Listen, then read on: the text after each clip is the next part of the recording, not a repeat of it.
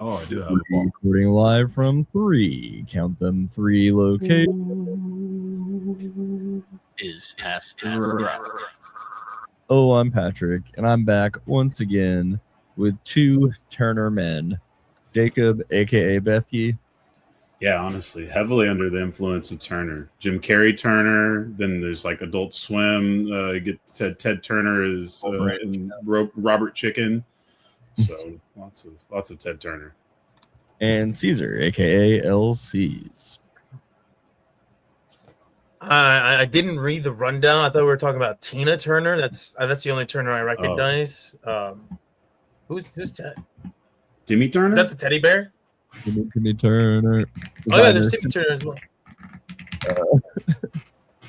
Anyways, I am back this week in this not quite decorated up new establishment, but I do have my nice green Josh Smith Power Rangers jersey, so there's that.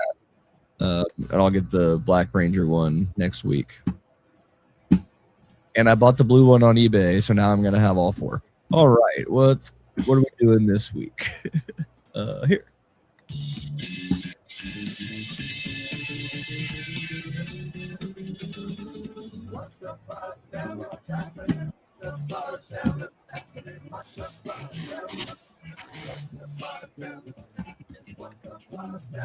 Ooh, hard cut.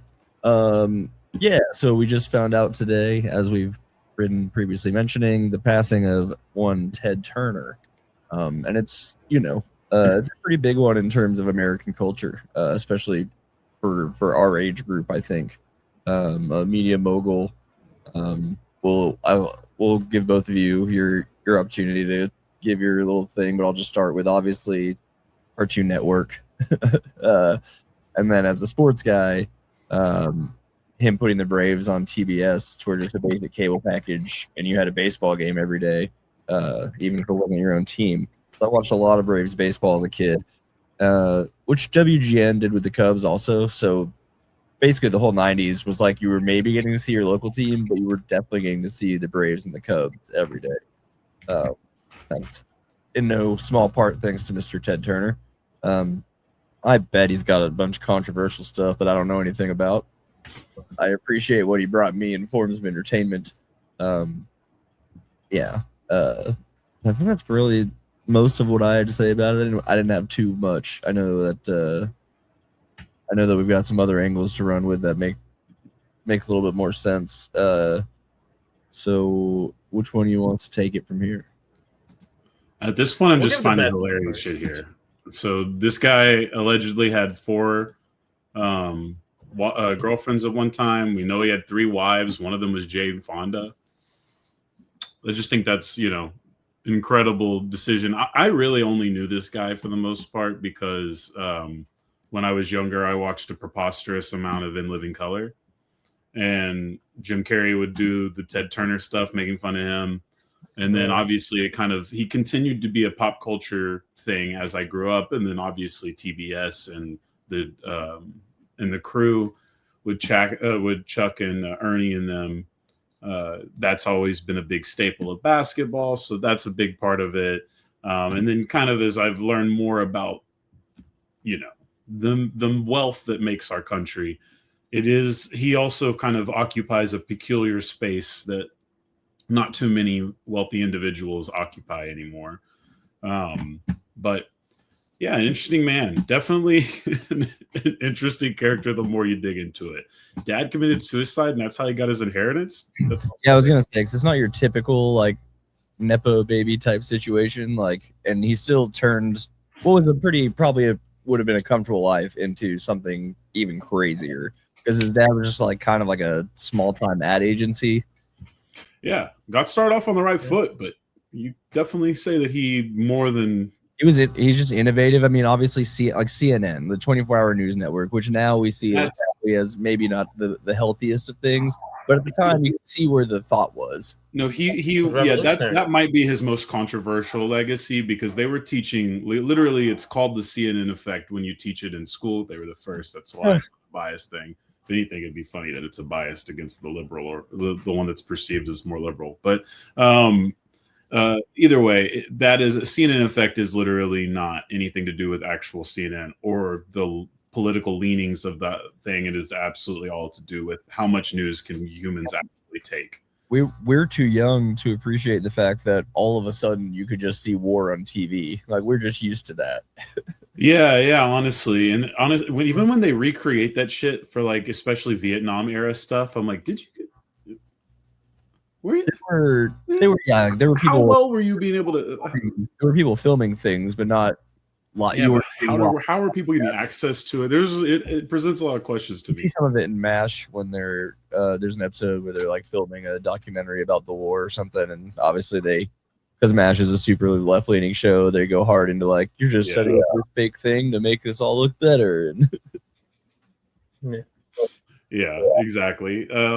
So yeah, I think that unfortunate there. Unfortunate for the guy whose story we kind of heard a little bit about through tweets earlier, but otherwise, pretty good man. Seems like. Yeah. So solid life. Let me first and foremost let me start this off with being honest. Challenged Rupert Murdoch to a fight. That feels notable as well. Oh, that's good. Oh, I would have paid that. I would have actually paid money to see that. But I had a friend of mine message me. He's a big wrestling fan. He's like, Ted Turner's dead. And I'm like, I'm going to be so real with you, champ. I thought he'd already died. I just old man, been around forever. 1938. So, either way. See, 1938. So he's been around a minute. So I initially was not shocked. I was more shocked that he was alive just the other day and now he's dead. But anyway, kind of get to my whole view on the Ted Turner thing. So as some of our audience may know, I'm the wrestling guy on the show, love wrestling. And so he had a huge hand in pushing wrestling to the forefront of pop culture and mainstream media in the mid 90s with WCW going directly against WWE. And for a short time there, he helped push WCW to the forefront. It was the popular wrestling programming, and it really helped prevent any sort of a monopoly from being created. And so you had genuine competition between two major companies trying to do their best to put the other one out of business.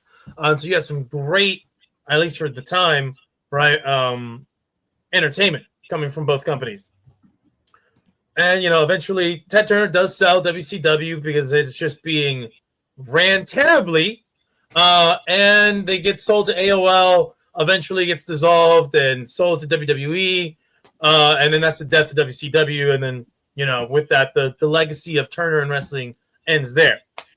And so, I do want to tip my cap to the guy for spending loads of money on something that was very niche, very much like, hey, this is a thing. Like in the 80s, it was not that cool, right? And so even go into the early 90s, you're like, this is kind of a rough product to go through, especially with what WWE's putting out. So for him to take his money and say, here, make this work.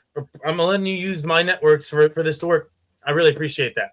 Side note, I just found out that Ted Turner managed an MLB game, one MLB game, as a coach owner. Yeah, he fired the manager, decided he's going to do it himself, did it for one game, and the league just immediately shut that shit down. Yeah, I mean, you got to I think that was hilarious. Yes. That's what I want to see from billionaire owners of sports teams. Just go in there and fuck around. Yeah, especially if you're on a bad team. Yeah, but yeah, I don't know how much more we're gonna talk on Ted Turner. No, you have to do another hour. Okay, cool. Well, on Turner. Well, I do want to say one thing though. Then, since if we are done with Ted Turner, I just want to kind of pivot this to something that Patrick shared with me. And something that I've looked into for quite some time. So, since we don't really do the wrestling show, this is the quick wrestling power hour, if you will. We're not doing an hour, actually. All right, listen. For those of you who are old enough to remember the 90s with WCW, WWE, you had two great powers of wrestling, and one was at its peak creatively, and then all of a sudden, shit just kind of hits the fan at WCW. Ted Turner's very hands off, allows the powers to be in WCW to kind of just fuck around, and then they found out quickly, post 1998, they that they were not well equipped to keep that popularity going, and they quickly dissolved. By the time 2001 rolls around, they are bought out by WWE, and it's the death of WCW. Why is this relevant? Well, Patrick, when you shared with me this article about some wrestlers being approached by TKO, who's a part of Endeavor, who owns both the UFC and WWE, as well as some other smaller wrestling promotions, like AAA in Mexico, and some other smaller ones like Evolve and NXT, which is still WWE umbrella. Anyway, they approached the wrestling talent, and they pulled a Dana White here. They told them, "We're giving you a pay cut.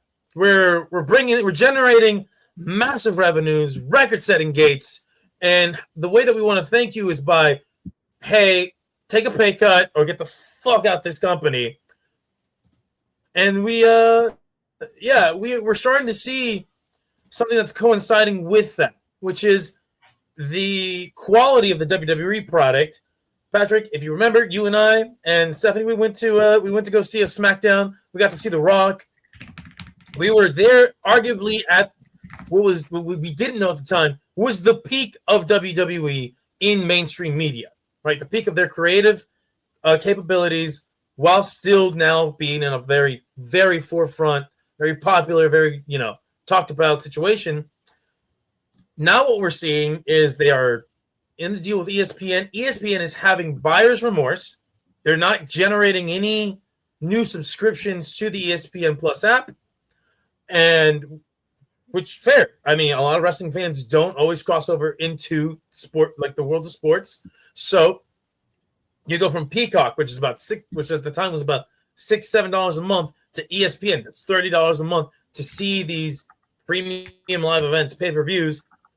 That's $24 extra for a product that's getting worse, and they're giving you less of. Man, doesn't that sound like private equity right there? Anyway, so you're having this go on. You're losing some big name wrestlers who are considered lifers, right? And what you're seeing now, guys, is you are seeing almost a parallel of what was happening in the 90s with WCW and WWE. You have this one company that is in this underdog position, which is AEW, and at the time in the 90s, WWE.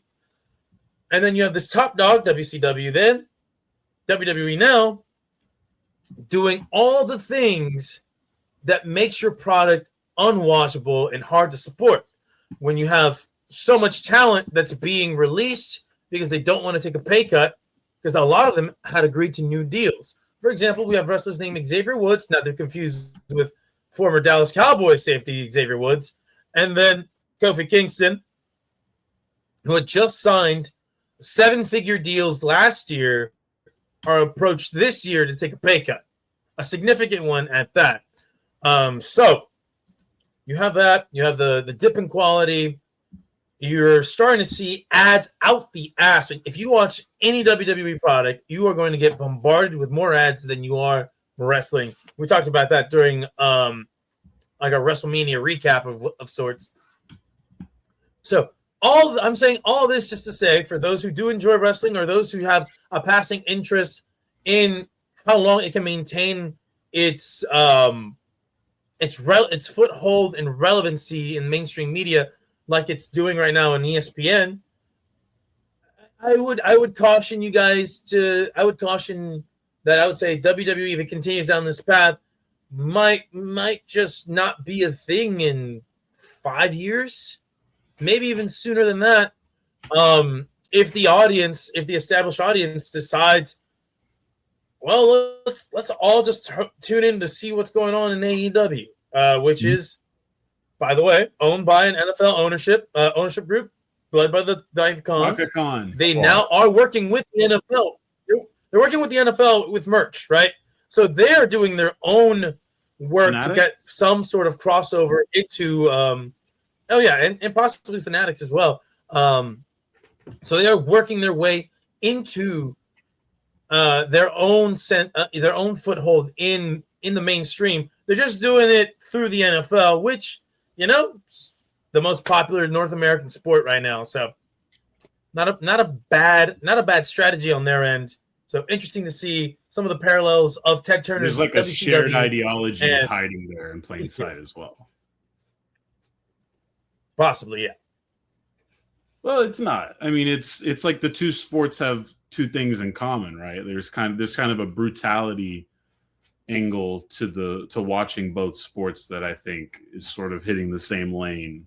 They both present in, I guess most sports do, in a Coliseum fashion of we're all sitting on top of watching the violence. But obviously, we don't give that credit to basketball players. Hockey, we don't have enough appreciation of. Probably at this point, there's a good potential it could end up like that. People just don't watch it. Yeah, it could end up being like that eventually. Honestly, there's a lane, if anything. I don't think so, baseball, you're not going to have enough contact for this to ever be an issue. So it's just not. It's just the way those two things are perceived. Yeah. I was going to say, I see a ton of fights. We see a ton of fights in baseball, but with the sheer volume of baseball games, that percentage is really low. But it's not like a sport directed on contact. Football's directed on contact. Wrestling's directed on contact. UFC contact. Baseball's like the only true non-contact sport. Yeah, exactly. Yeah, because basketball is contact. It's just obviously, they don't really. It's not really about knocking each other over as much as it is just the physical touch necessary to play. Yeah, all right, exactly. Well, I think the next brief note here is just worth mentioning. We found out, was that yesterday? Maybe Sunday. Pablo Torre won a Pulitzer Prize for his reporting on the Kawhi Leonard. Now he's a butterhead thing. Oh, was that a statue he got? That was the butter. That's the butter. No, this is unrelated. Oh, okay. This is just something that probably one of his team put together. Well, it's the Athletic. It looks like something he was doing. Talking about it, talking about melting down, whatever award he got. We got gifts in the corner. Yeah. I didn't see them do that. I know that there was like a video they posted about it a little bit. I did watch the newest. It was all 4 Clippers too. I mean, there's a lot of things it could have been for. Steve Ballmer is the man who broke through, though. I mean, I think it's interesting that they were that excited to award it to him because there's still so much unresolved, like with the actual story. Honestly, I wonder if Ballmer doing that victim impact thing was they were like, all right, F that. Like that was honestly hilarious. You can't call gossip when they've got actual government. And this is the same case they got dissed on, right? Where they got called the lawyers called them the podcast or whatever. So yeah. Yes. There's been plenty of animosity. There's also potential that this leads to an extra free agent piece in the NBA puzzle this year, which is an interesting rumor. At this point, I can't imagine they're even going to do anything but slap him with a small fine and everybody moves on. Yeah, I don't know if I have a good answer. I bet you I could tell you when it's going to come if you just give me the NBA calendar. Draft, summer league, and there's going to be a beautiful little window there, and Adam's just going to sneak that bitch right on in there. He's just report for the next 3 months going, what the fuck?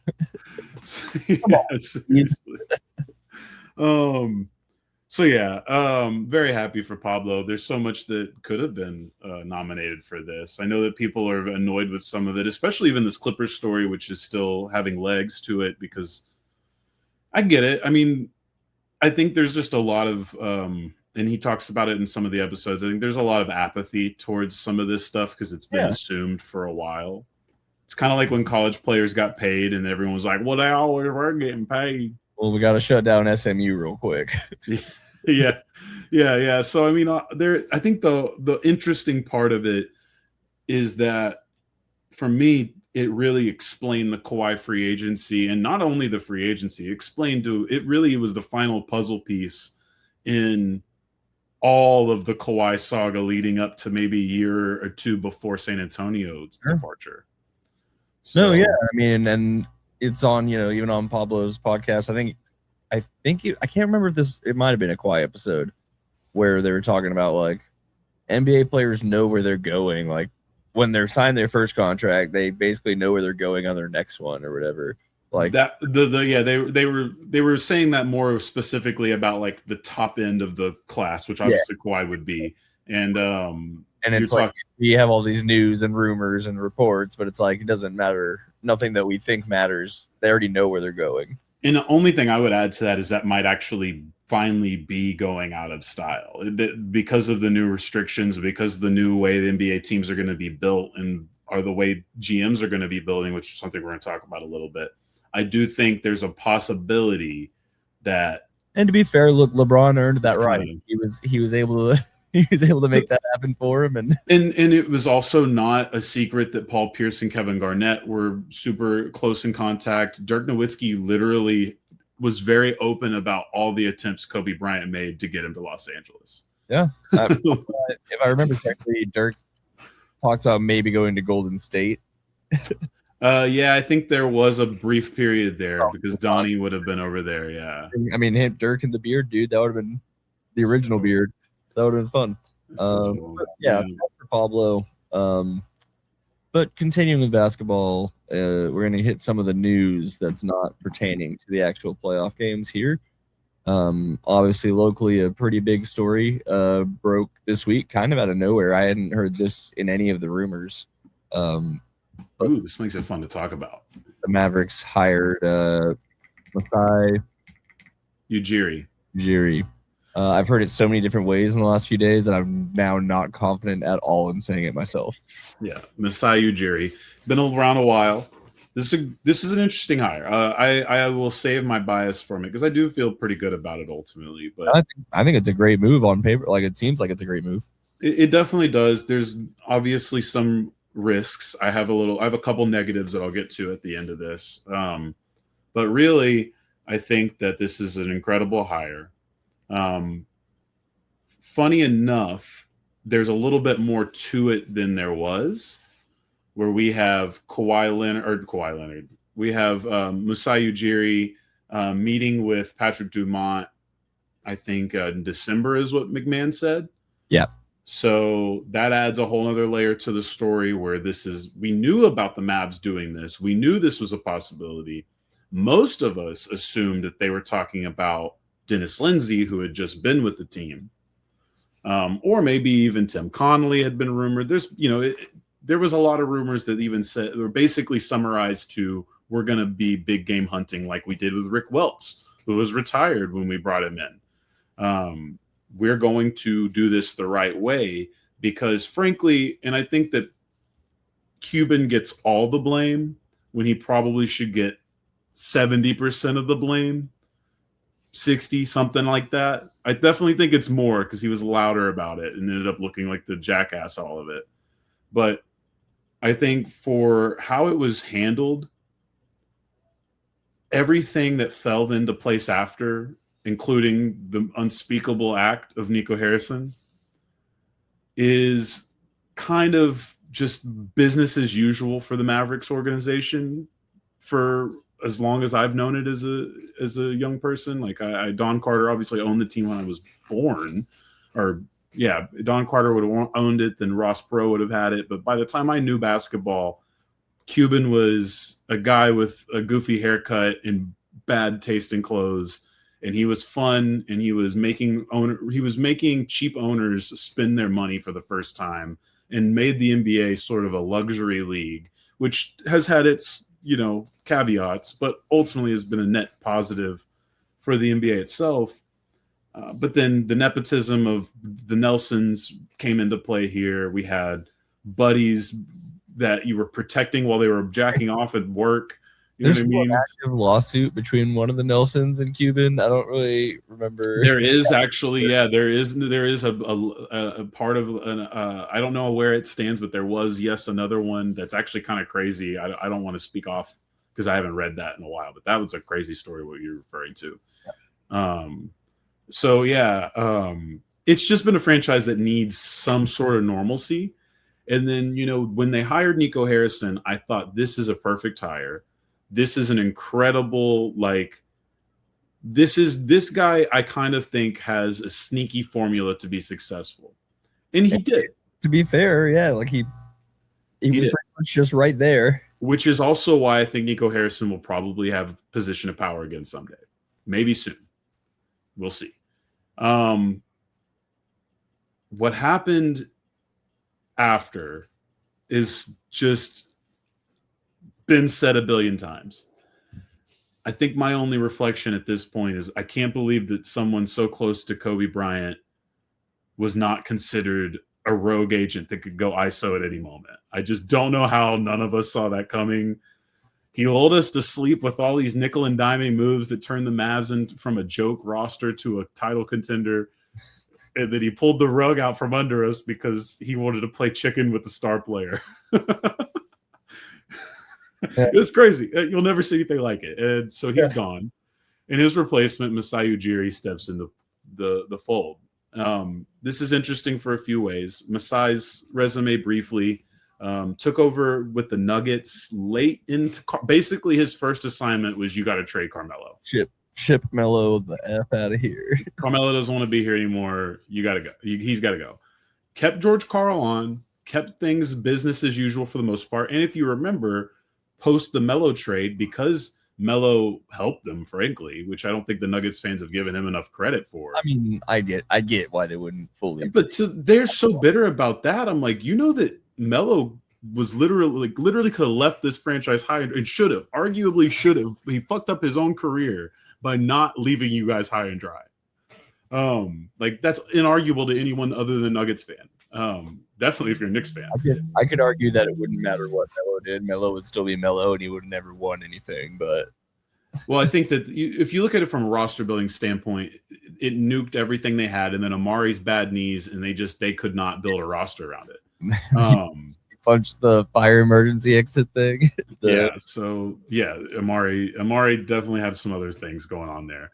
But either way, so Masai does that for a while, and Denver has this process that's very consistent now. Tim Connolly is in Minnesota now as a result of this same process, where they do not like to max out their general manager.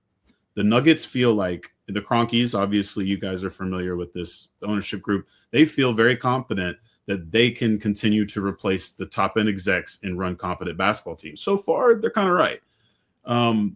So basically, once a Denver Nuggets general manager has done well enough for themselves, they will basically go take another job because they're not going to get paid anymore from the Denver Nuggets. This has failed a couple times. Most recently, I forgot who was in charge. One of the ex-players. One of the ex-players was in charge and he got fired. But either way, he leaves the Nuggets doing well, have not really getting the Nuggets over the hill and replacing what they had in Carmelo, but ultimately keeping them a competitive franchise. Then he goes into Toronto, where he basically gets, Toronto's desperate. They're like, all right, well, we know what the Nuggets thing is. We'll give you the keys of the franchise. Do whatever you want.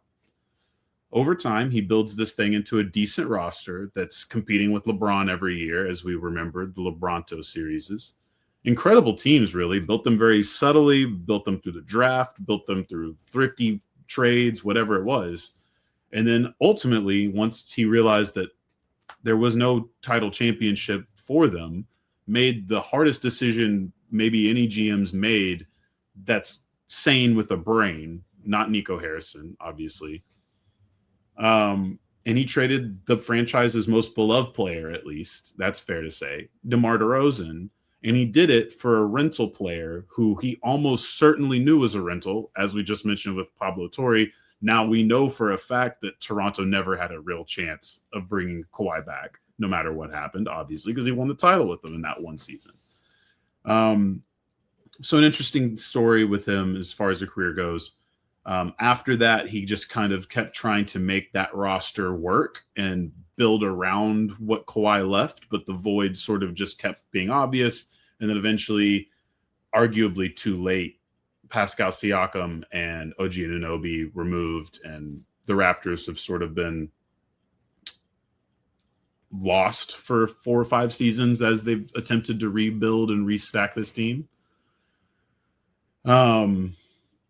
So there's definitely some nitpicks overall with Masai's resume. About a year ago, they more or less formally announced something that I think's basically been a part of basically been a thing for 2 or 3 years now, where Masai took a huge step back from the Raptors and then was still a part of the franchise, but ultimately they were already kind of moving it into a different direction, even though they didn't quite part ways formally.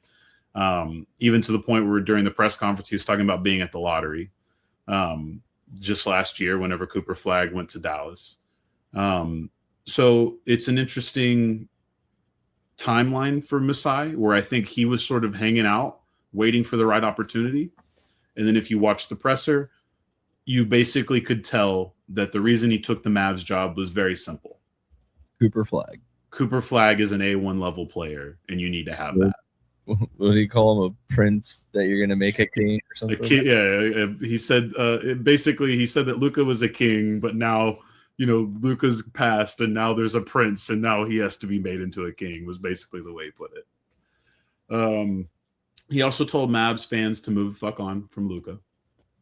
Like not in those words. It was very whimsical. No, I thought he handled all that very, very well, the way he put everything. But he basically was like, I'm not here to judge past decisions. I'm not here to be I don't want to say negative things about Luka. Luka will always be a Maverick and he will be embraced by this franchise. He was like, but this is about Masai moving forward, which is the right answer. That's why it was the right thing to do, to hire from outside the organization, someone not really connected at all to the organization, all that. It completes a vision for the Dumont family the greater ownership group. It gives them the clarity that never happened when they did this piss poor job of announcing their welcoming to the party to the NBA, and the way that they let Cuban talk a bunch of shit, and the way he was wrong and got embarrassed, like publicly embarrassed throughout all of this, which is kind of fucked up too. But ultimately, whatever. I don't care enough about it, you know what I mean? But if I'm Cuban, I would be mad now. He's definitely mad because he's butthurt, and I mean he tried to even buy the team back, and he admitted it. Yeah, that was confusing. Also, yeah, he definitely admitted to what we already kind of all knew. But whatever. At least he's more honest nowadays. Masai's vision is going to be great because, like I said, you went from nepotism and you went from an owner that was too excited to do things for his own good, arguably. Again, I'm still pretty pro-Cuban in NBA history. I think that he was a net positive in a lot of ways. The confusing thing is, what did Cuban sell them on Nico when they were buying the team? Like, did he oversell Nico to the point where they trusted Nico like that? Or did Patrick Dumont literally just not even think about it until he was I should have thought about it? Column A and column B is probably the right answer, because if you look at what we know now, they're doing basically the same thing with Masai Ujiri and Rick Welts to some extent, being like, hey, you're the basketball lifers. You guys do your job, and we're going to just write checks. At least these are ones that were like actually in basketball, not. Well, but you have to take chances sometimes. And again, I still think Nico Harrison was the right hire. It's just crazy that he was able to do a Kobe heat check ISO play as a general manager. And as a result, it ended up in maybe the worst trade of all time. I don't know. That's hard to debate, but I'll let anyone. I don't think there's much close to it. Paul George is really bad. There's plenty that we're omitting to history because of recency bias, but I will allow the Luka conversation for the rest of my life, probably. that's for sure. But either way, Jason Kidd's likely to be the coach, mostly because this process is sort of already started with a lot of teams in their situations. So I think that also just lends itself to, hey, let's see if this is right. Let's remember that we already know the timeline they're on, and that it fits with what Masai wants to do anyway. He's not much of a tank guy. They are going to be competitive for a playoff spot next year. That's the goal. Keeping Jason Kidd makes sense towards that goal. Again, goals are different than what reality becomes, but I understand where they think that's the goal right now. He was also pro Kyrie and Cooper. I think that's good. Well, it's good because why do you don't need to make that. Hey, but I think he's approaching this. If I was him, I'd approach this as there's only one guy who can't move, and everyone else is just 100%. 100%. But I think with Kyrie, because the roster currently, but because you're forced on this timeline, you're disincentivized to trade Kyrie until the deadline at least. Okay. Yeah. Because what's the return for Kyrie today? But if he plays and he's playing well, but the team is still suffering and you want to go ahead and tank, that's the opportunity that Kyrie might present. Is at this point at the deadline, you're allowed to go and, move Kyrie for a better pick call than what you probably would get right now with as much uncertainty about him. But Masai's exact quote was, we're going to look at this thing from head to toe. So we'll see. We do know that Jason Kidd also lobbied for this job more or less and did not get it. I've always thought that was a potential what he was hoping for. So we'll see what that means. To add to that, the final bit, it does appear as if because he is team president and alternative governor, which is also very rare, very, very rare, I believe they are allowing him the right to more or less choose a official general manager to act with him. A similar capacity to how that team above you, Patrick, is ran. Maybe with some more offensive success, but ultimately, I think that the goal is to have Masai be a true top-end figure to a normal functioning organizational chart in the NBA. And that's probably the most important part for the Mavs fans, is that for the first time in most likely your lifetime, you get to see an organizational structure that looks functionally normal, I would say. Because also you have to remember Nico Harrison's biggest sin, besides just the trade, was that he was an ISO ball guy. If there's one thing I know about GMs, I don't want the guy who thinks that he can just Kobe Bryant the whole team building.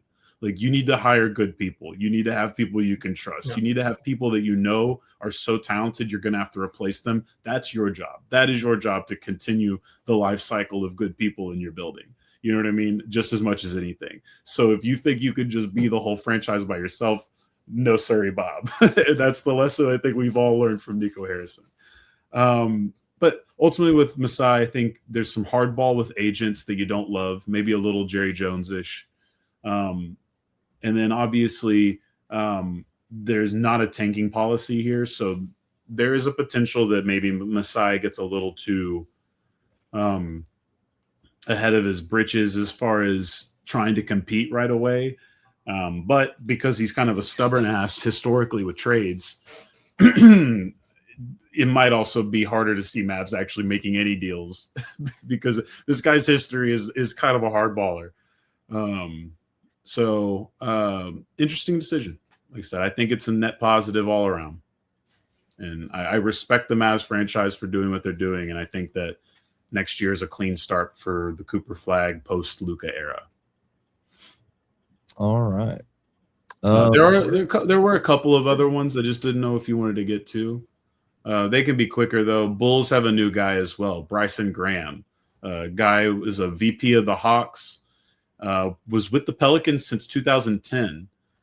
Under 40, so a young guy. Truly, when they were doing it, truly has held most positions in a front office at this under point. 40, 16 years ago, he started with the Hawks. With the Pels. Pels. From San Antonio, was an Aggie, played college basketball, I believe. And he's just like a church guy, or like what was he doing for the Pelicans? How do you get hired? He started out just doing like some intern bullshit with them, like really, really like cleaning the gym type shit.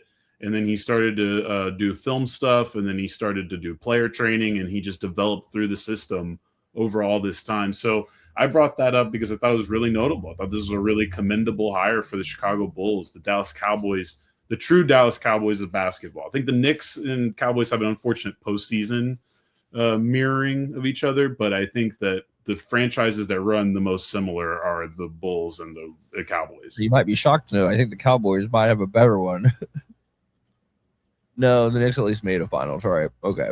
So, yeah, the Bulls, they need it. And Michael Reidsdorf, Jerry's son, who's basically the Stephen Jones of the story here, was very candid, honestly, during this press conference and kind of apologetic in a way you don't really hear. Like a very somber. I'm so sorry about my dad. So he also admitted that they're happy to spend money should the Bulls get to a position where it's worth it. And basically that's, again, on this new guy's decision making. So who knows? Bulls still need to hire a coach, which kind of brings me to the next point. Jamal Mosley has gotten fired from the Magic. We now have the Magic job, the Bulls job, the Pelicans job, the Blazers job, and still potentially the Warriors job open. Dang, how is Doc Rivers going to coach all these teams? Yeah, and then to follow up on that, Taylor Jenkins, former Memphis Grizzlies head coach, plenty of success there with their post-Grind City John Morant era. What about Nico? Hired in Milwaukee. Who? Nico Harrison. Might want to try a hand at. Actually, so just because you did it as a joke, I'm going to bring it up anyway. There are actual rumors that he will be a part of the Portland Trailblazers' new front office. And it's funnier when you couple the fact that Anthony Davis is trying to force himself to a playoff team. What other major brands exist in Oregon? Yeah. And who could be nickel and diming? As we said, they fired the guy in Tiago Splitter. That if any of these teams are the Mavericks, I guess is the real question. And if the Mavericks were to fire anybody, the funniest name that's already surfacing for the Pelicans job, which at this point, I pray the Pelicans do it, Rajon Rondo. Head coach Rajon Rondo. I'd watch more of their regular season games than Spurs games. Oh my God. People are already saying he could get Zion right. He's gonna bully Zion to retirement. That's for the team. So that's great where we're at now. But honestly, though, the best part of Rondo being a head coach in the NBA next year, do you know who the coach that is the head of all coaches in the union is? No. Rick Carlisle. Oh, right. Oh. Head of the union, head of the coaches union. Oh, they would have nothing but nice things to say. No, I honestly think that would make Pelicans Pacers the most watchable game next year by a mile. Like the most watchable that game has ever been in the history of playing each other. Exactly. Oh, and then the final non-playoff thing. Did you want to get into the lottery changes at all? I don't. My question. Just look at it. My question is it even like confirmed, or is this like the rumor that they're going to talk about? This. You know how the snitch industry works in the NBA. We're usually pretty right on these things because the snitches are the calls coming from inside the house. So we're flattening the odds, giving more people odds. And so this is it. I'm going to give you the graphic. Oh God. Yeah. Caesar and I already reacted. That's horrendous. Just allow yourself any reactions that come naturally. I'm not that mad about it. It's interesting. I think it's a better system than the one that's in place now, but I don't think it's a good system. Disagree. I see the point. I do think there's a bit of overreaction in doing this all around. Yes. I think this is weird. It's an overcorrection. I think the only thing I would change is I would just change this to where the 7 and 8th play-in losers, so now 15 and 16 lottery teams, and then let's just slowly diminish the worst top 3 records to bring them closer to that 12.5 number, whatever the numbers have to be. What I would probably say is don't when you have the flat odds for the 3 worst teams, don't lock them in at 12, lock them in like 8. Yeah, that's fair too. Maybe move that meter up back a little bit. That helps that out a lot. Like I understand making it to where they have like, whatever odds, but pull it back. Yeah, I mean, and I guess the thing that I assume that they're doing right now behind the scenes is I want them to just go full lottery and every team gets 1 ball and they just pull them in order, and that's the draft every year. There is some statistician working for the NBA right now, or a group of them, that it's just running the fucking Doctor Strange and trying to see what this could project out to be over years. How do we get LeBron and Luca a top 3 pick? Yeah, like honestly, there's some really fun. But Mark Cuban, funny enough to bring him back into all this, kind of had some interesting points about how this could really open the floodwaters for trades. Just because it makes these picks more interesting, it puts a little bit more juice in the trade pile. But we'll see. It's hard to make trades as it is, let alone whether people are willing to move them or not. So, but yeah, that's it. I mean, we'll see. It's going to get voted on sometime at the end of the month, I think. All right, because we have the actual lottery on Mother's Day. Yeah, the lottery is next week. Yeah, On the we 10th. will know the draft order as soon as next week. I think as soon as this, probably the next time we record. But yeah, for sure. It's in 4 days. Yeah. So this weekend, really, actually, probably, or Monday, maybe. Anyway, lottery odds coming to you. Mavericks, if you're local, you're really, really hoping they do a big jump because this is probably the last lottery pick you get in a good while. I mean, maybe now all you got to do is win 50 games and you're still kind of in the lottery. I mean, things could change, and obviously the Mavericks could make trades and all that good shit. Look, they've only gotten lucky once in all their lottery. Like they're due for more. I would argue that there's a lot of incentive as well to maybe get that second top 3 there, maybe top 4. Be generous to the other teams, but there's a 4. I've already started on this class. There's 4 conscripted to the National Guard this year. He can't play. There's 4 prospects at the top of this draft that if the Mavs can just lock in a top 4 prospect, I think they'll be more than happy. Yeah, and they have a 29% chance of doing it. So yeah. You'll see. It's not nothing. Real quickly, we'll do the quickest of funerals on the Stars because I already did post a Thursday night post game drunk 1.5-minute video. As you should. Being all sad about it. It's a tough way to go out. 4-2 to the Wild. Jason Robertson and at times Jake Ottender, the only ones who kind of felt like they were showing up with the right energy. And that's really what it felt like. It just felt like the energy wasn't there. Yeah. Beat up team. They played a lot of long seasons. I get it. It's just frustrating to watch.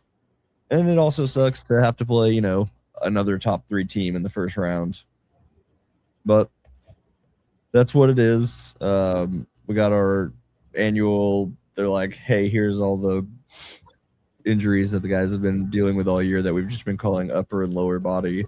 The excuse report, is that what people call it? It's more just like they're like, oh, you thought I was being a bitch? Well, yeah, but at the end of the day, that's where I don't I just don't understand the does it. It's just because during the season you just don't say what it is, so it's not give anyone some kind of advantage. So at the end of the season, you're like, this is what we had this year.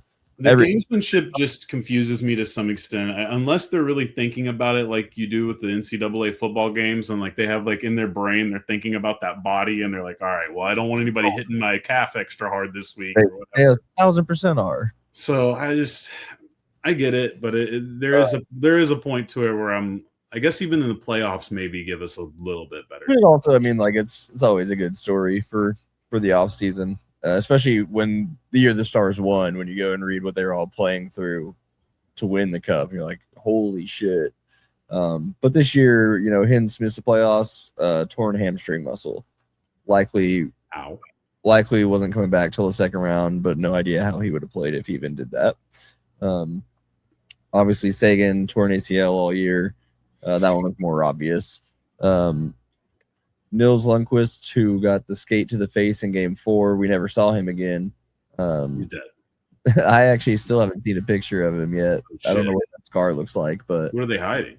It was, dude. I mean, it was. I don't know if you saw a clip of it or anything, but it was immediately just solid, just across most of the face, just solid, thick red, and just starting to come down evenly.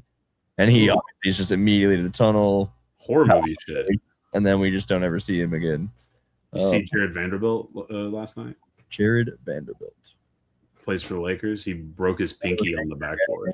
Yeah. I saw the video of the Thunder bench. Yeah, they said it was a fully dislocated pinky. Yeah, as in the fucking entire bone was out of the fucking hand.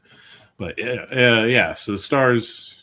Look, it was a fun. We're gonna come back next year, probably stronger, just because there's a good chance. I don't even know if we'll even see Sagan and Ben anymore, but only so many next years. Yeah, except that we do have a really young core. But we did lose out because of a trade comp. We lost out on a first round pick for next year, I think, by losing in the first round. That is just not making the case better. I think that's one of those things where it would have happened eventually whenever we finally, didn't go very far or something. Yeah. I think it was just pending on what ticking time bomb. It's like one of those like best between us and I think the Rangers or something weird. Anyways, not the Texas Rangers, the New York Rangers, which although the Rangers could have used draft pick. They're doing all right now. But that'll pretty much wrap that up. I didn't want to bog you all down with too much of that. It was pretty obvious watching that whole series that they were not the better team. Just at the little stuff that really matters, mostly putting the puck in the net. I think you do have to admit that this has been an extremely difficult time for the Mavericks for the Stars fan, like to grab a hold of a vacancy in DFW sports that is just sitting there prime for them. I still don't think even if they won in the last couple this year or last year, I don't think they would ever actually replace the Mavs overall around here. I would just be interested. I think it's still. I mean, they're going to move up to New Dallas. You know what I mean? Also, yeah, I was such a kid when they won in '99. I don't really know what it felt like. I just feel like the Rangers, I believe, can win a championship, and people just forget. Not because I've seen it happen, because they're in Arlington. I just there was always sort of made sense. You know what I mean? The Rangers would truly have to be a dynasty to really capture what they've been trying to capture. I wonder if it matters that the Cowboys and Mavericks are original franchises here. Potentially. I mean, I just think that for baseball, it's a little overrated as far as the beloved nature in Texas. I think that didn't help. I think Mavs got lucky. Mavs got super lucky, and it's been said a billion times, but I do think that Dirk Nowitzki just kind of was a perfect vessel for Mavericks fans or for Dallas to really fall in love with basketball in a way they probably weren't going to without him. And thank God they got Luka after that. And then yeah, exactly. Now they've just been mainlining fucking talented white boys ever since. But yeah, so it's tough. I do think that it's tough because I've always thought, is there a team that can even come close to being a dynasty in the Dallas market? It doesn't feel possible because the one that's supposed to do it is the most incompetent.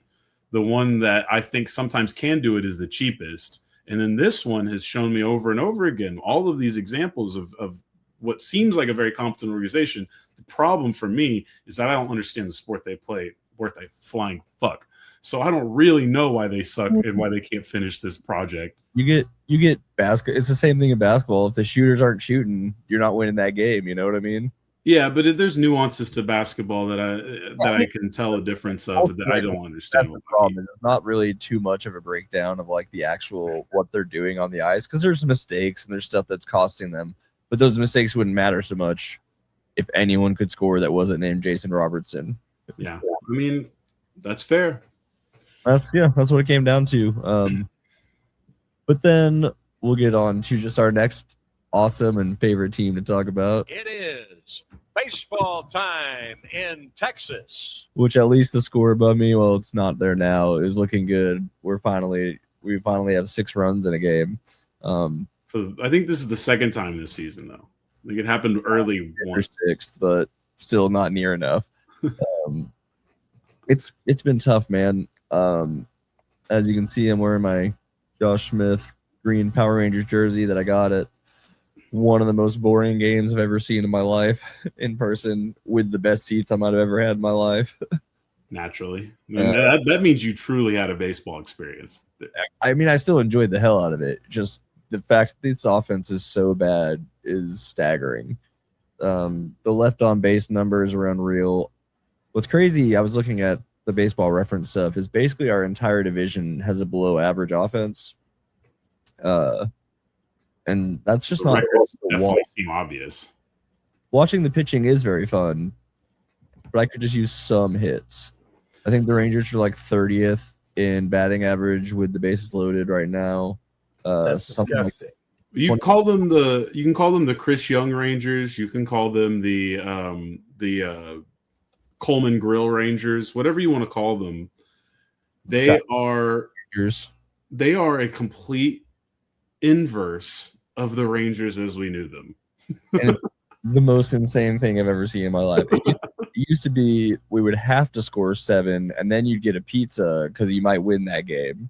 Dude, now, we used to watch hella runs. I saw there's like a Taco Bueno ad that's like, if the Rangers score a run, you get something. I was like, no, that's a burn. I would if I'm the ownership, I'm suing you for that. Well, they probably weren't expecting it to be so on the nose.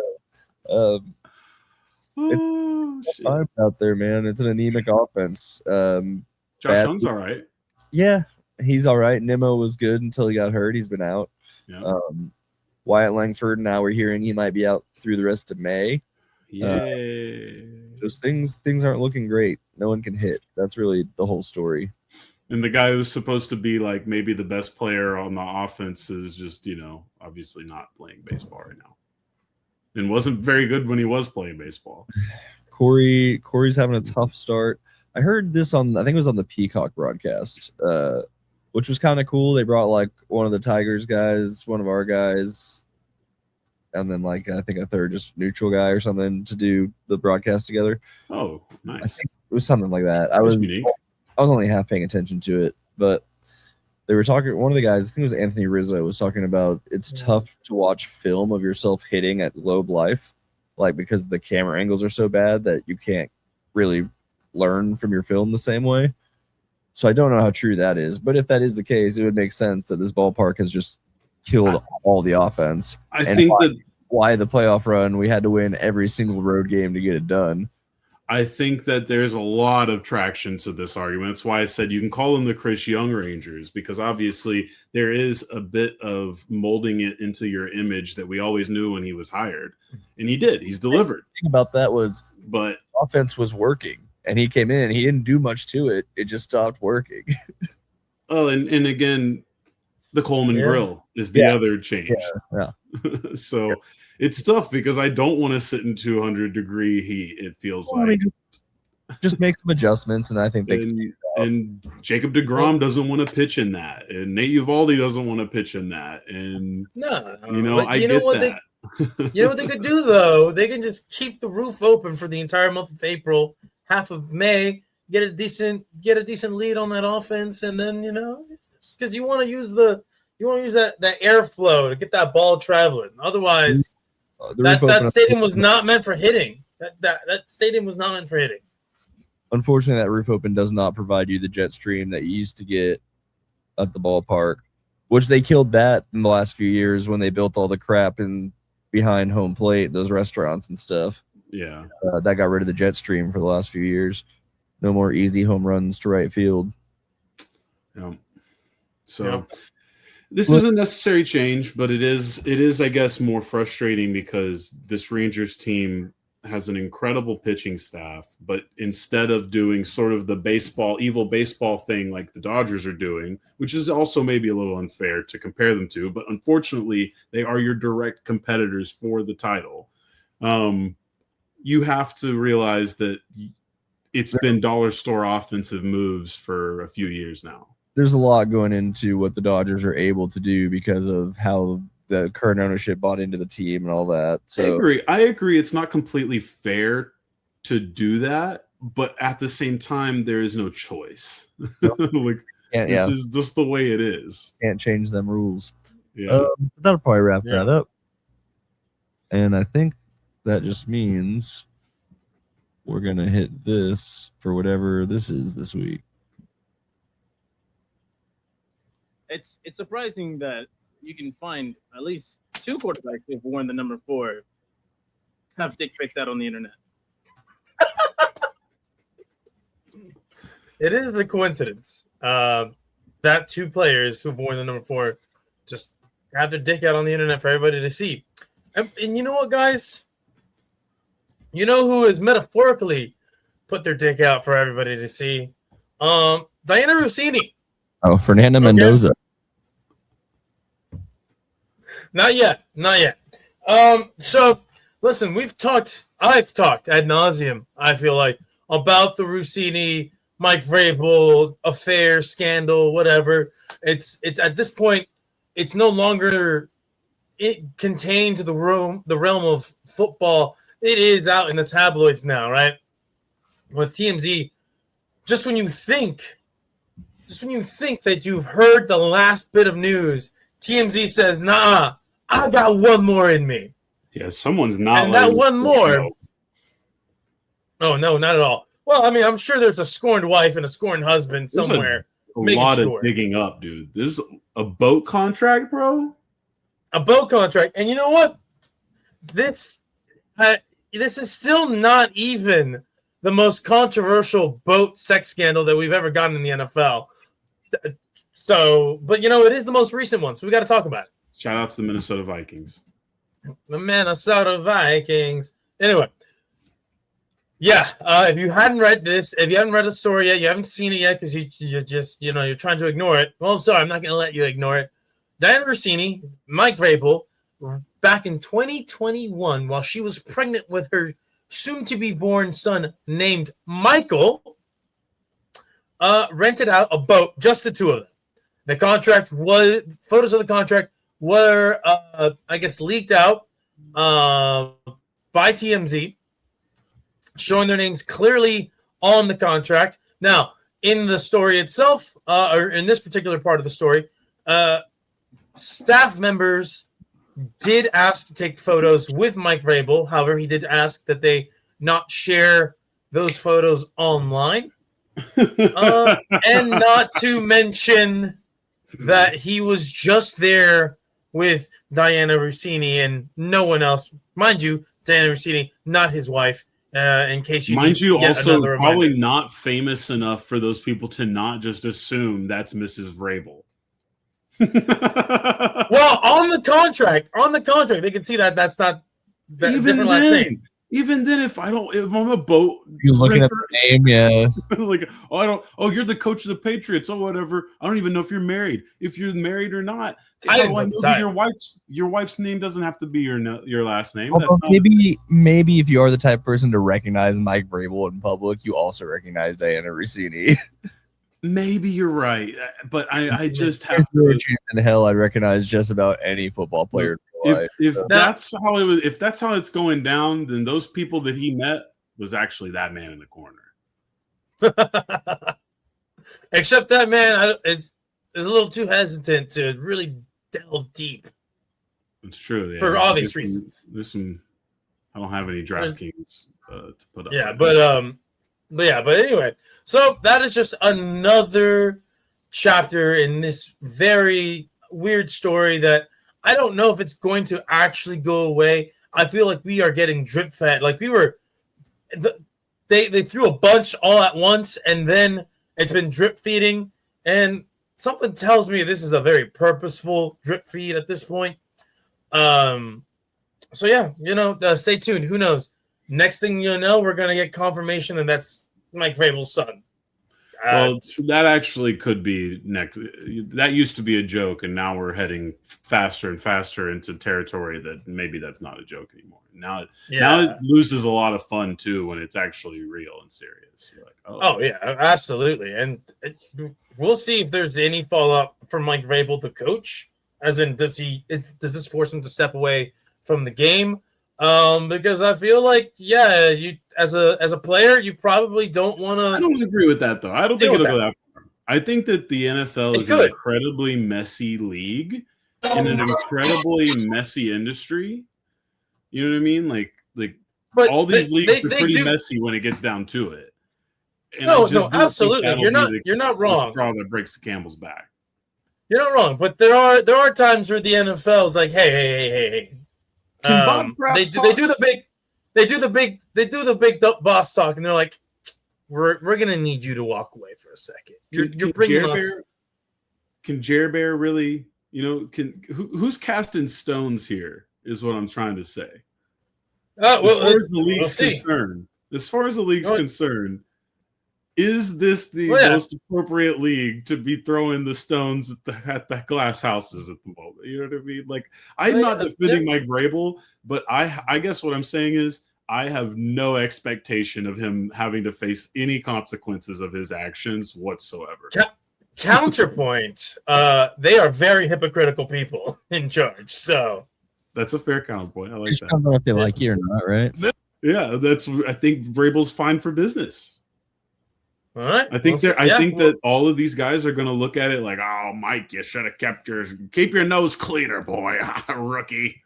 I mean, it doesn't feel like it's the NFL. This is not a sanctimonious place. No, absolutely not. But you just don't know what will set off a chain of events that lead to somebody having to step away for a bit. It's not unconsensual sex. It's not domestic violence. It's just an affair for the people whose lives are hurt every day by the decisions of our politicians. It's just contained to the families involved in this situation, pretty much. And yeah, for all we know, the husband knows about it and is cool with it. Well, there is a lot of there's some people like that, sure.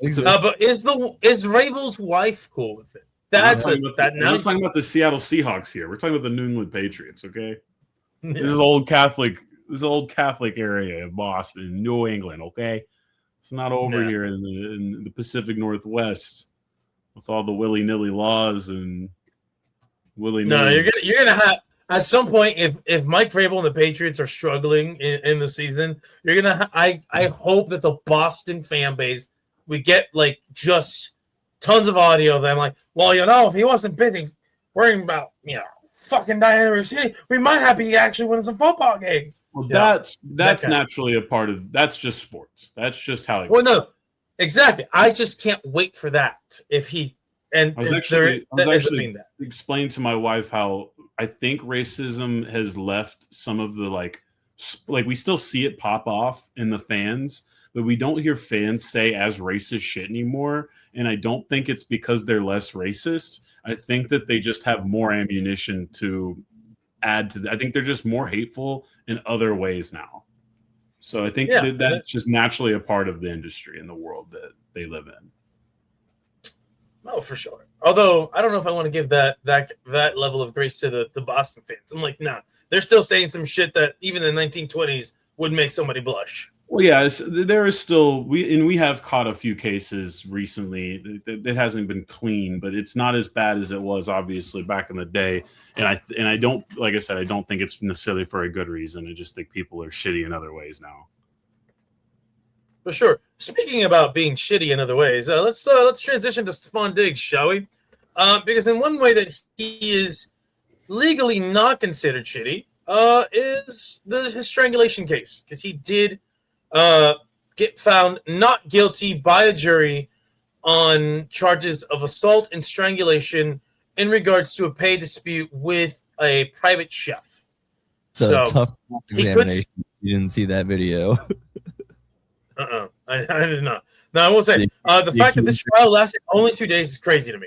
But I guess they would ask her a question she doesn't want to answer. She would be like, "I don't understand the question." Like blatantly just like trying not to answer. She admitted to like deleting text messages that were supposedly, I don't know. She was not great on the stand. Ah, I see. Poor prep by that team, I suppose. The prosecution? Yeah, whatever. So either way, though, he is found not guilty. It remains to be seen if the NFL will or will not levy any sort of penalty onto him, any form of discipline. With the NFL, you never know because they don't have any set standard that they follow ever, as we have seen over the past decade, especially here locally with like Zeke back in the day. So yeah, that's all there is to that on that. I don't know if you guys have any thoughts on this case at all. Video, and if there's not video, you're most likely going to be cool. Yeah. Well, the video definitely magnifies situations. Yeah, for sure. All right. Now let's get on to this, gentlemen. Russell Wilson will still be in our lives one way or another because he is weighing two very prominent contract options right now. One with a team in one of the largest media markets in the U.S., and the other one to join the media. Do you guys know who he is weighing his options with right now? ESPN and the Jets. My question was, did he confirm that it was the New York Jets, or did the Winnipeg Jets give him a call and be like, hey, what you doing? Hey, Russ. The Texas yeah, right. Yeah, no, he said sorry, Winnipeg. But it is indeed the New York Jets. And then the other suitor, CBS Sports. Oh. And you know what? Russ, Matt Ryan did leave. So there's a new opening there. And listen, I think if there's anybody who's made themselves more media trained than anybody, it's Russell Wilson. So he could easily he can join CBS. No longer will you have to take a hit. No longer do you have to get clowned by teammates or anything else. You get a cushy desk job in front of a TV or in front of a camera rather. You talk once a week, cash in huge checks. Because right now, like, if your only suitor is the New York Jets, do you really want that? Do you really want to be on the Jets right now? Matter of fact, you're not even going to go to the Jets as the starter. You actually are going to sign a backup deal. And do you want to back up your former backup? I don't know that you want to do that. Hilarious. Yeah, that'd be kind of cool. It would be kind of cool in a weird poetic kind of a way. But at the same time, Russ, listen, those Met Gala outfits are going to cost you a lot of money, and those NFL contracts are going to run dry real quick. So why not just walk away from the game while you still can? Get that CBS contract, and who knows? Maybe they'll put you on the broadcast team one day. Anyway, and then lastly, guys, the NFL Referees Association has scheduled a vote to ratify their new CBA deal with the NFL. So that CBA deal does end, I believe, at the end of this month, if I am not mistaken.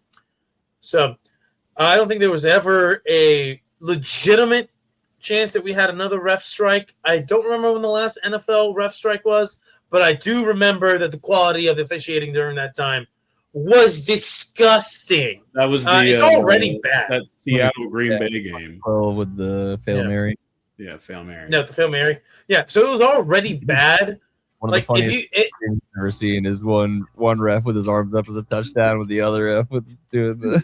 Is that an underrated rivalry? Seattle Green Bay, kind of two very iconic, hilarious moments. When Rodgers and Wilson were there, that was. But even then, you had Favre and Hasselbeck back in the day. They had mentor mentee, and then you have. We're gonna score.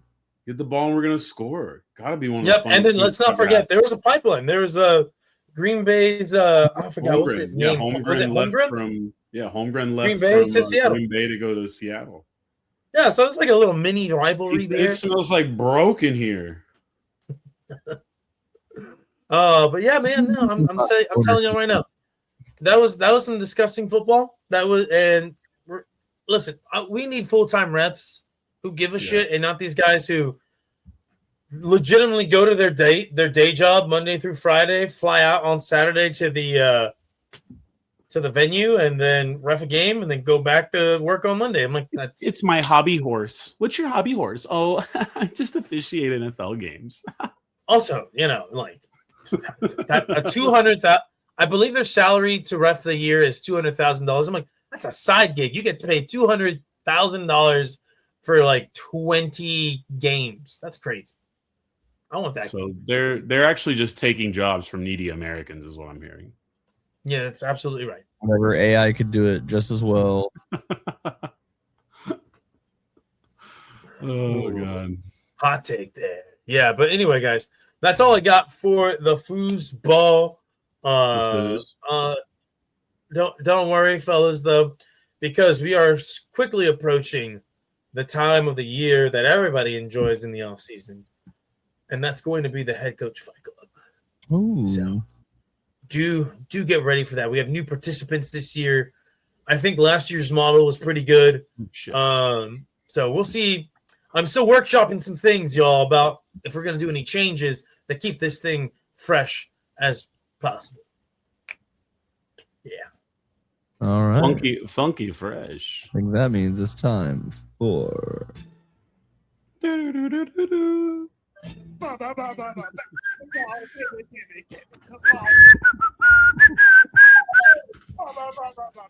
Hello. Good All right. basketball. So we're back to basketball because this is the time of the season. The reason for being here. time of the season for Wemby. Yeah, exactly. But first, we have to bury the dead. We have to say goodbye to the teams that are no longer with us. Gentlemen, the first round has completed of the NBA playoffs. And we have to say goodbye to 5 teams. 2 of them, Portland and Phoenix, had already left us last we spoke. We start with Atlanta. Looked fun. Went up 2-1 on the Knicks. Maybe created a sleeping giant in the New York Knicks. We'll see. Certainly was a good wake-up call series for them. They were amazing in the final game. Beat the ever-living shit out of them in the final game. It was 72-22 at one point in that game. And their fans took to the streets to harass civilians in It does make you sad when you're like, man, I really want to see this franchise that hasn't won in a long time. It's a historic franchise. I want to see it win, and then they're doing that, and you're like, well, fucking make me look like an asshole. But yes, the New York Knicks survived. The Atlanta Hawks did not. Then, surprisingly, our second team we're burying today is Denver Nuggets. Denver Nuggets were down in the series last we spoke, but injuries to Anthony Edwards and Dante DiVincenzo had us thinking Denver should be just fine to walk into the next round and play Mr. Wet Bananas. But that was not the case because Minnesota is a very scrappy team, as we're learning, and they got a little bit of depth and they got a whole lot of confidence.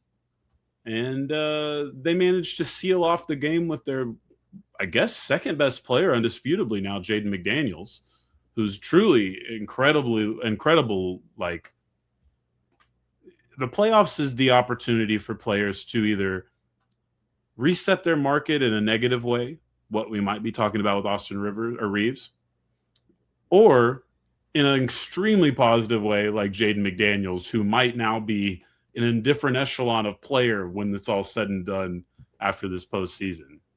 But Denver didn't play a lot of defense historically going into this season. Kind of thought that they did a good job building the roster. Thought this could have been as good of a Denver team as we've seen.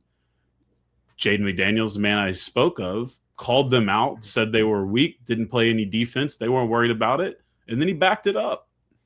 And just like that, the Denver Nuggets were eliminated in 6 games.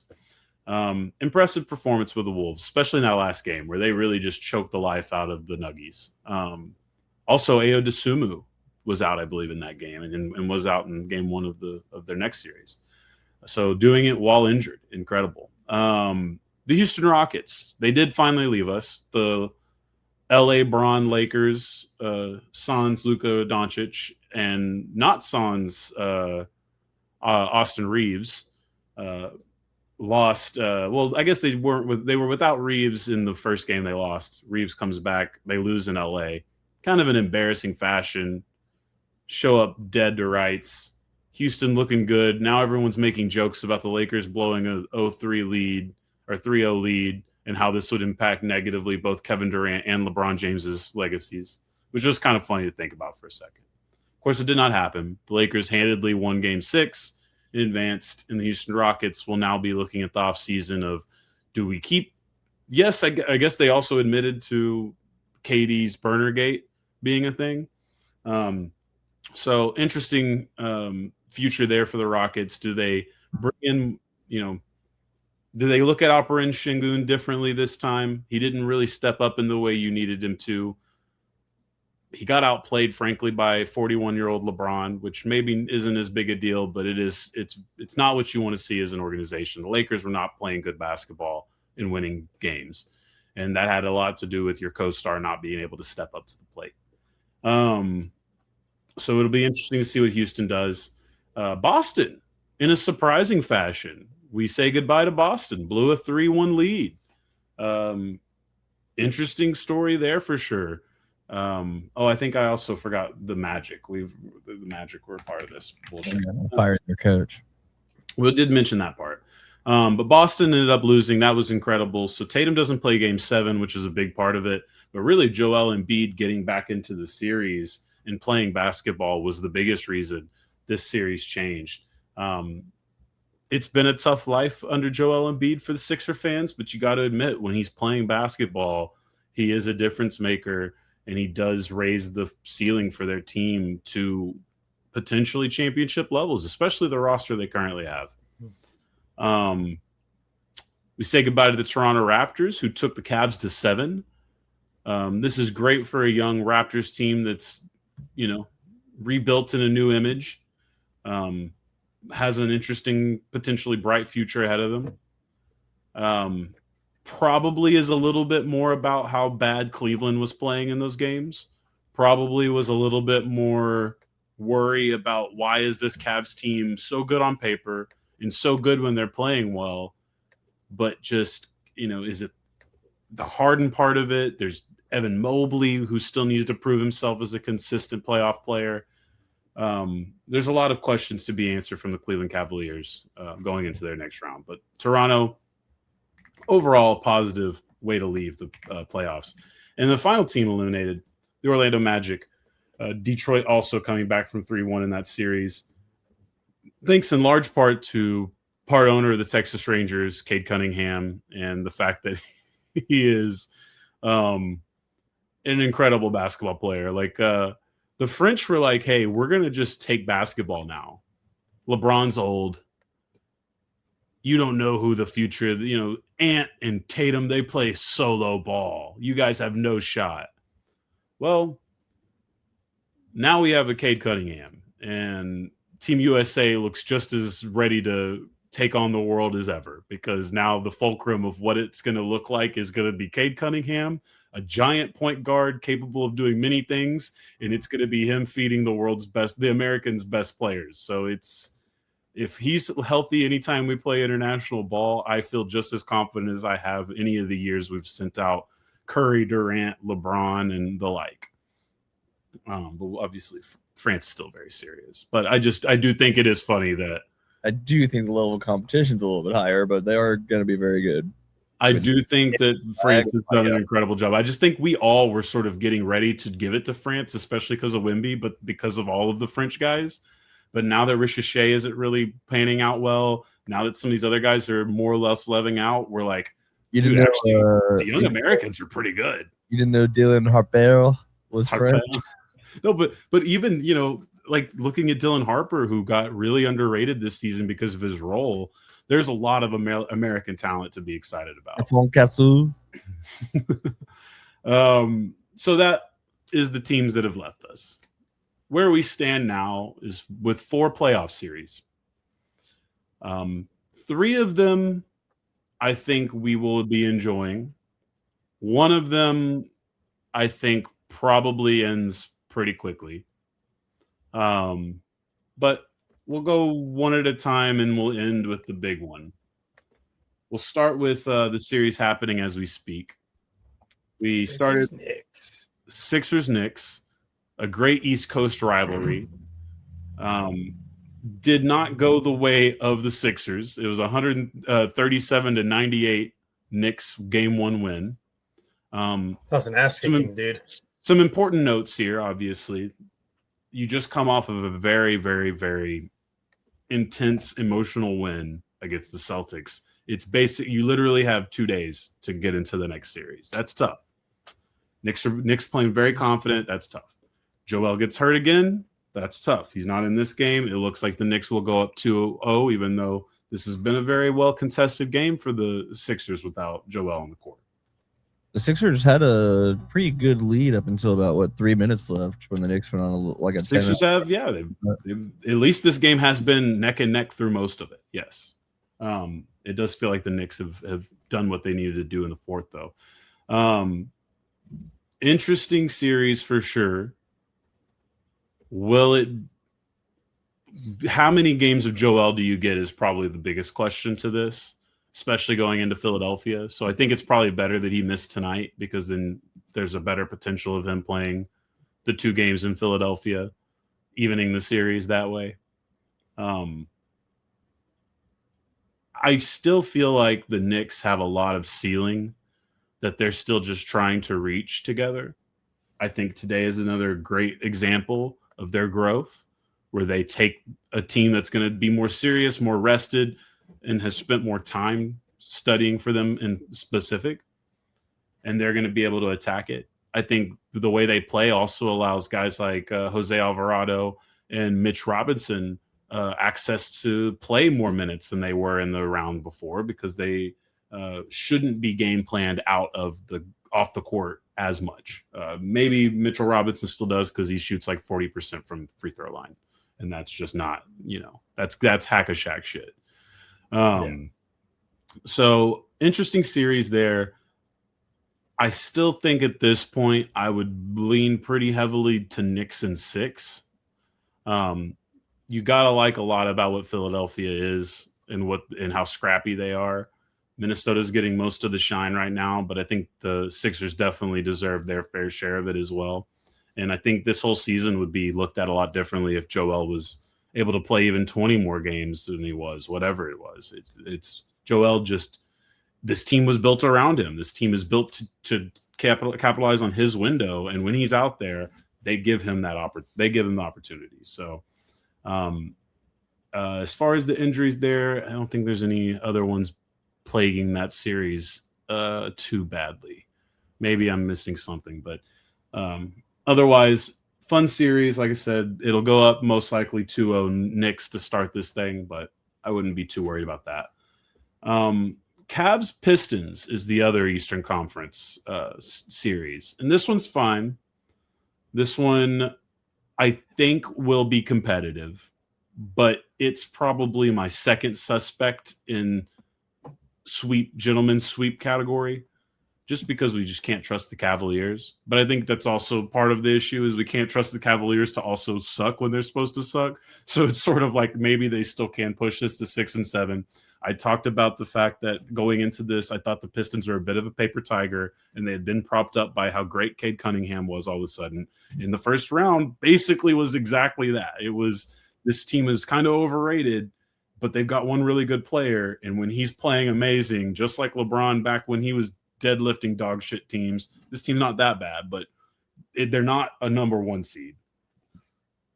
You muted yourself. I was gonna say LeBron in this year's first round. Yeah, I would argue the Lakers. Yeah, we'll get to them in a second. So yeah, the Cavs I do think are in a position where it should or get off the pot for a lot of reasons there. It's just they forced the Harden issue, even though now we realize that there's already reporting in your playoff series that James Harden tried to go back to Houston, and Houston rebuffed it during this whole trade thing. That part right there probably sucks the most if you're a Cavs fan. Like, you like the fact that your team just kind of didn't play well in game 1. It was close enough.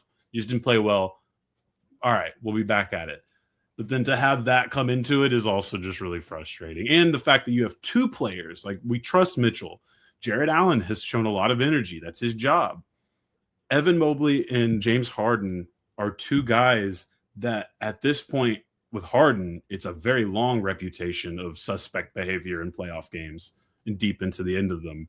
And then for Evan Mobley, it's still fairly new. It's new enough to rewrite, but it's starting to become more of a trend with him throughout his career, a through line, even if you will, of a player who could be, he called him Slim Duncan is one of the joke names for him. And he was, an incredible prospect that the only comparison you could have was basically Chris Bosh's frame playing like Tim Duncan.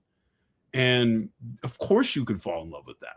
You know what I mean? Of course that's an idea of a basketball player you want, but they need the aggressiveness. They need the IQ. They need all the other stuff. And for Evan Mobley, as talented as he seems like a player more willing to be the 2, the 3, the 4 on his roster instead of the number one man like a Tim Duncan comparison would demand. So an interesting series there. Like I said, I'm still going to go Detroit in 6. Probably needless to say, I don't trust either one of these teams to represent the Eastern Conference in the finals at this point. But I think the Cavs upside still leaves me to be patient with them. Then we're going to go into the one I think will probably be the biggest dud. Lakers Thunder. Last night was a fine start for the Lakers. They got off to a hot start. LeBron played well. Reeves really did not play very well, obviously. He became the joke of the day today. Is there no timeline for Luka coming back? So, yeah, that's Game probably 3? the only story. That's probably the only story when it comes to this Lakers team is when it happened, the doctors basically said 8 weeks, and people have been trying to rush him back ever since, and it's just not logical. So I think ultimately it's too little too late here. I think we get to the point where they probably don't even put Luka in the situation to play a game 5 potentially, if they're able even to sneak one in, which is also the thing. It's like, we didn't talk much about the Thunder Sun series, but the Suns played well. Like, remember a couple years ago with the Lakers, we were talking about the best sweep, the most competitive sweep where all the games were super tight. That was kind of in jest. And maybe that's true. If you go back in the history of sweeps, maybe that was the closest one. But like the Thunder and the Suns were like, the Suns did everything they could. They played really good basketball and they put all of their effort into trying to beat the Oklahoma City Thunder. And they came up 20 points shy almost every night. The Lakers are down one guy, and then the other guy who's supposed to be their offensive engine is half hurt. Let's not forget they've rushed Reeves into the situation here. So it's not just that, because I could buy it. If Luka was completely healthy, I could absolutely buy the Lakers being Luka. You can win anything. You're not guaranteed, but you can. We've seen, especially because you would focus what we're getting out of LeBron into the necessary channels instead of him having to do deadlifting ISO LeBron. It just sucks to even watch at this point because it's not even the same guy, but he's doing what he can. But like LeBron attacking the rim just isn't the same thing it used to be, especially all the time. You know what I mean? Doing it at the volume he's doing it right now is just it's not going to work. So very unfortunate situation for the Lakers. I probably am going to say gentleman's sweep to be nice to the Lakers in this situation. But I think it's also incredibly likely that just like the Suns, they're going to play as hard as they can and do everything. And JJ's going to make all the adjustments and guys are going to make shots and they're still going to come up 10 to 20 points short of Oklahoma City every night. like you know what I mean? I think that there's a reality with this Thunder team that it has to be understood. And when I look at the landscape of who's left, I think I see 3 total teams I can believe in that could beat them. And even that, I don't know if I'm that, so that series probably not long. Game 1 of the final series we should talk about was very notable. And tonight, as soon as we're done, it will be must-see TV because the Minnesota Timberwolves stole Game 1 in San Antonio despite 12 Wemby blocks. Some debate on the legality of said blocks. but blocks nonetheless. Making up for all the ones they didn't give Tim Duncan, okay? It is funny that it would come around like that on a Spurs player. I was impressed. I mean, yes, I think we talked about the Spurs vulnerabilities. We saw it a little bit with Portland. Ultimately, things went fine, especially without Wemby. But what we have done now is thoroughly underestimate what Minnesota is at this point. Yep. They definitely did not have a successful regular season by what their playing standards are right now. There was a lot that goes into that. Yeah, this team is not a 6 seed. But no, it's not. But when I said this trade deadline, the trade I circled, the trade I was the most excited about was Ayo Dosunmu to the Wolves. I thought, holy shit, that's exactly the kind of guy they need to add to have a little bit more depth to take seriously. Because they're a defensive juggernaut. They have the pieces to be an incredible defense, even if the guy they're going up against is a 7'5" freak of nature defender himself. The question I had more is, how do you help Anthony Edwards? Jaden McDaniels taking the offensive leap he's taking certainly helps, but more realistic things like Ayo Dosunmu, who had 40 points in a game against Denver that helped that series, is more important. Of course, Ayo is still out, I believe. Is he playing tonight? I don't have the game turned on that one yet. Yeah, he's got 1 minute logged, 1 steal. So Ayo's back in the series tonight. That helps the Timberwolves quite a bit. It is important to note Anthony Edwards rushed himself back from injury and did not look like himself. Basically gamed the game for the 3 quarters. And then in the 4th quarter, which was, in my opinion, really what Minnesota did, is it was a boxing match, man. It was they kept coming at Wemby. He blocked shots. They didn't give a fuck. They kept coming back. They kept that thing close. They kept it dirty and nasty. And then in the 4th quarter, Anthony Edwards was allowed to be the best player, and the game was on ice. Now, there was some clutch shots by other guys. There was big plays. But ultimately, they saved all of the Anthony Edwards juice for that 4th quarter. And even though he almost turned the ball over to end the game in a poor way for the Wolves, they survived 104-102 and steal game 1. Ultimately, I still am not too worried about it when it comes to the Spurs. We knew this would happen, as well as Wemby's 12 blocks. It was not an offensive night you would cry home about for Wemby, which is fair. Gobert is a very difficult matchup in a way, because not only is he got the size and the experience, but he's sort of your OG. I was going to say, he's probably got the most experience against Wemby of anybody in the league. Yeah, so you have a lot of that. And then you have his right-hand man on defense is another guy who could be a defensive player of the year guy in Jaden McDaniels. And he's very lanky and very athletic. And it creates a very big issue for Victor on the other side. And it starts to exploit how much guard play comes from the Spurs roster at this point. Not in a bad way. It's just, again, if I'm going to exploit the Spurs, I want Wemby in foul trouble. Probably hard to do, but obviously that's number 1 goal. And then number 2, I want to really beat the confidence of Stephon Castle and Dylan Harper, right? Like, they're young. They haven't been here before. And I want to challenge De'Aaron Fox in ways that he has not shown us to be able to live up to. I am forcing those guys to show me something different. Either the young kids have to grow up or De'Aaron Fox has to evolve. One of those 2 things is going to happen if you're going to beat me, if I'm Minnesota, because I think that stealing game 1 was big, but they're not done. Like, they're going to come into tonight just as ferocious and hungry, and the Spurs are going to have to earn the shit out of tonight, which is also a good, this is the iron sharpens iron thing. Yeah, this is what we need before we see OKC, if we're going to see OKC. So either team, you could argue that for. Yeah. Either team needs to see this level of competition before they are the ones who try to take on Oklahoma City. Very likely, obviously. Wemby already has 7 of the first 13 points. Good. Aggressive Wemby is good. That's, like I said, his offensive performance in game 1 was below par. He kind of went out and did some shit talking about how he's going to be matched up on Ant.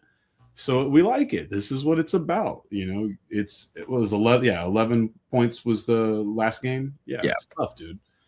It's not what you expect from Wet Bananas. 5 of 17. There was a little too many times where he was pulling up trying to do the heat check shot.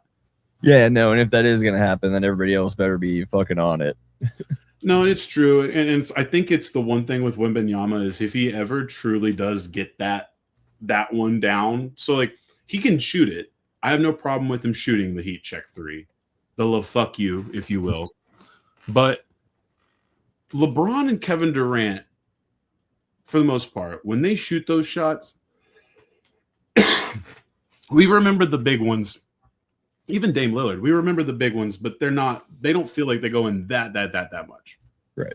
Curry's the only one who's fuck you 3. For 2007 Baron Davis.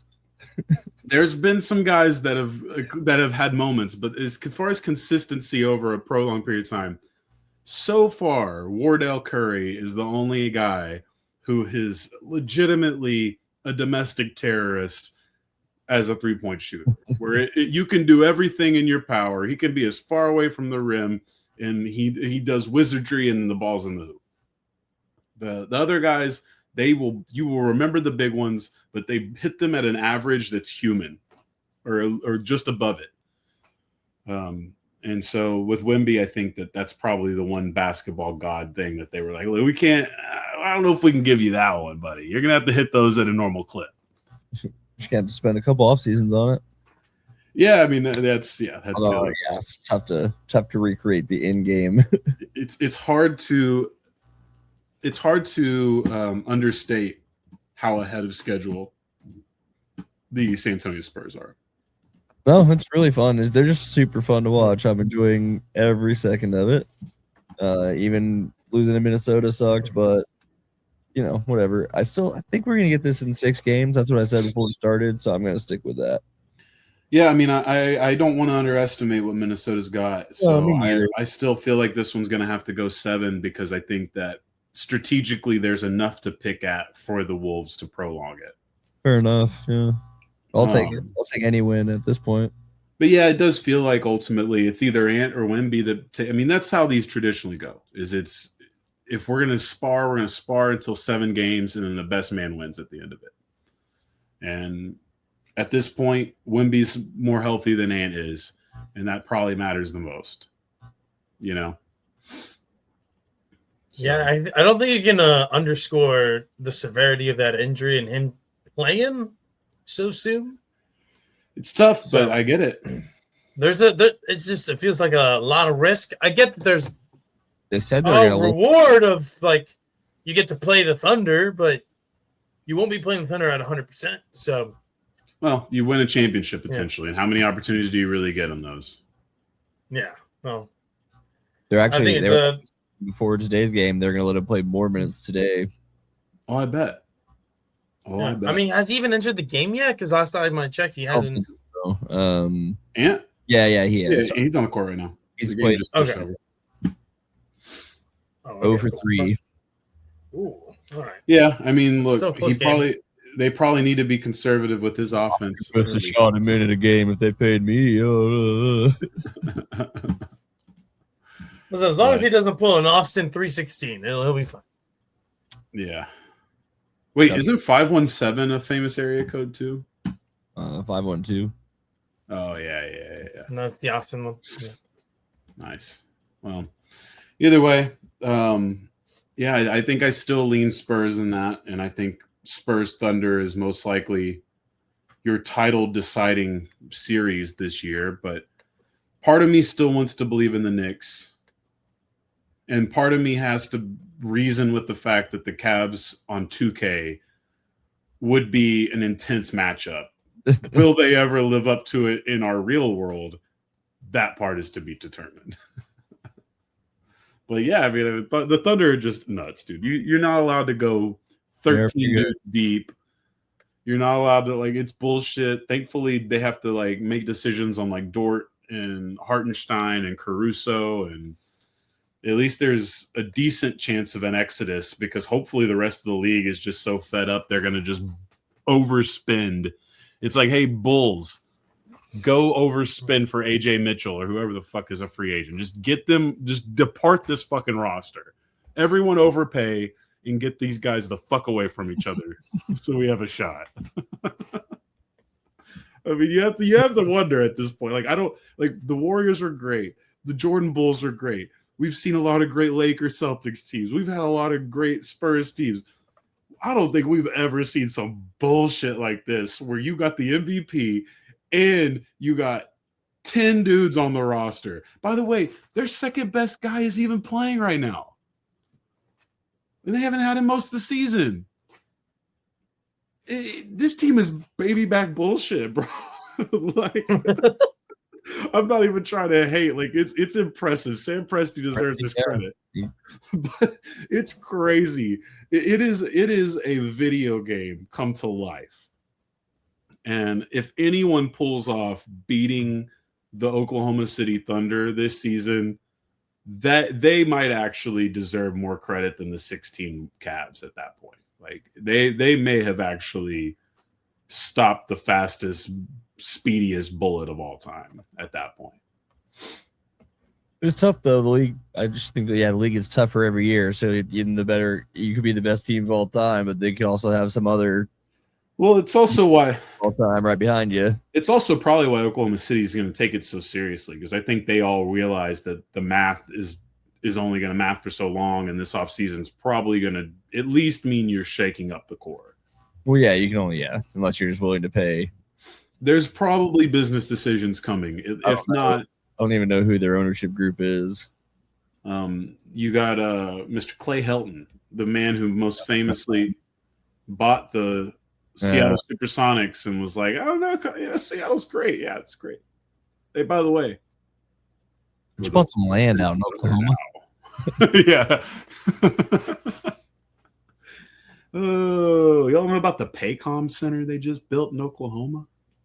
Mighty nice stadium they got there. Be a shame if somebody moved their basketball franchise. I really hate this commute from Oklahoma City to Seattle I'm taking. I'm just gonna bring the team here. And I guess we're soon to find out whether we get our beloved Supersonics back or not. Yeah. We'll see. Whoa. Oh, so he's married to a Gaylord. So he's the original Patrick Dumont? Kind of? No, he also has his own energy company. So. Wait, what's his name too? I think I called him Clay Helton.